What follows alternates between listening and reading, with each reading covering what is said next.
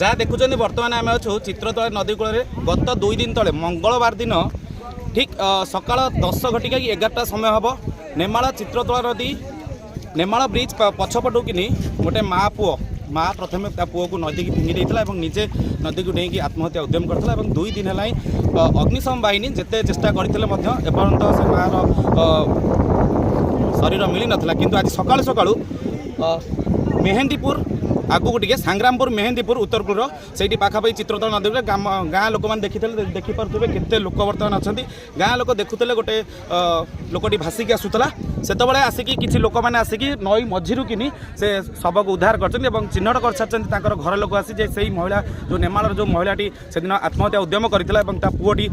मृत होता medical गलापर doctor तो मृत घोषणा करते कि बर्तमान तार मार शरीर मिल नाला 2 दिन है आज बर्तमान देखिपे बर्तमान मेहेंदीपुर पाखु बर्तमान से शवटी उद्धार होती गाँ लोक मान उद्यम क्रमे बर्तमान सबटी उद्धार होती परिवार